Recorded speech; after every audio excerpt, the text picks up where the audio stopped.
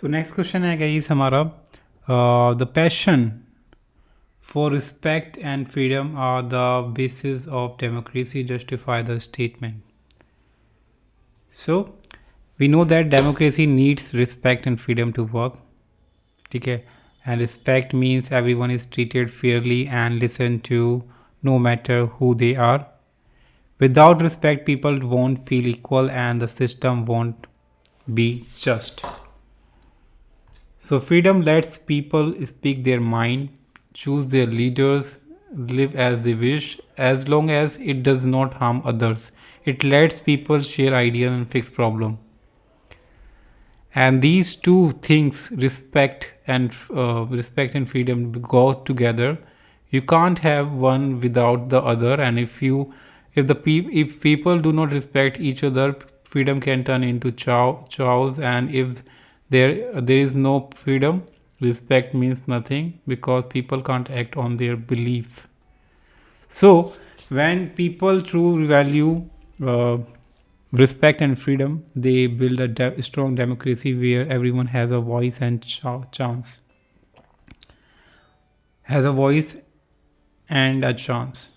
So तो democracy में क्या क्या ज़रूरत है हमारी, रिस्पेक्ट की, फ्रीडम की, डेमोक्रेसी को चलाने के लिए. क्योंकि रिस्पेक्ट का मतलब क्या होता है कि सबको इक्वली एंड फेयरली ट्रीट करना है ना, और सबकी बातें सुनना है. तो कोई भी हो, ठीक है, गरीब हो अमीर हो, सबकी बातें सुननी है.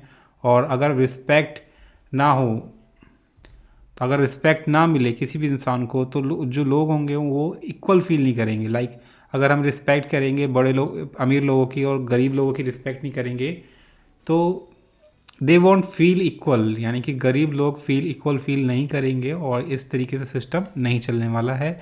वहीं हम बात करें फ्रीडम की, तो फ्रीडम से क्या आता है, फ्रीडम से आइडिया निकलते हैं. और अगर फ्रीडम मिलेगी तो लोग अपने लीडर्स खुद चुन पाएंगे. अगर फ्रीडम नहीं होगी तो फिर देन गाइस अपने हिसाब से सब लीडर्स, पॉलिटिशियन, नेता बन जाएंगे. सो ये फ्रीडम जो होती है, यही डेमोक्रेसी को स्ट्रॉन्ग बनाती है. और फ्रीडम जब तक होनी चाहिए जब तक लोग एक दूसरे को हार्म ना करें. इतनी भी फ्रीडम नहीं दे दो कि एक दूसरे को हार्म करना स्टार्ट कर जाए. सो फ्रीडम भी एक लिमिट में होनी चाहिए. फ्रीडम इतनी हो कि एक दूसरे को हार्म ना करे, and it let's people share ideas and fix problem. तो ऐसी फ्रीडम हो जिससे कि लोग एक दूसरे की प्रॉब्लम सॉल्व करें और अपने आइडियाज़ शेयर करें. तो ये जो दोनों चीज़ें एक साथ चलती है, रिस्पेक्ट एंड फ्रीडम, ठीक है, अगर एक दूसरे के बिना हो ही नहीं सकते ये. एंड अगर लोग एक दूसरे को रिस्पेक्ट नहीं करेंगे, तो जो ये फ्रीडम है ये केस में चेंज हो जाएगी, लड़ाई झगड़े में चेंज हो जाएगी. And if there is no freedom, respect means nothing. अगर फ्रीडम नहीं होगी तो रिस्पेक्ट का भी कोई मतलब नहीं है.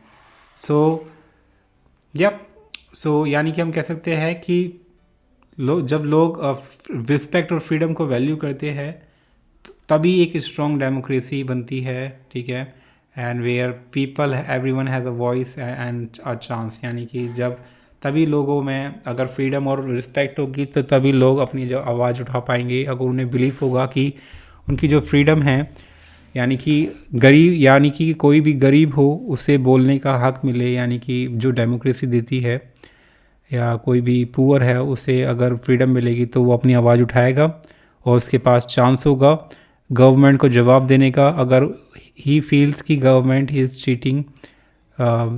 Cheating them, so democracy give them this right. So yep, that is the beauty of the democracy, but personally I don't like it.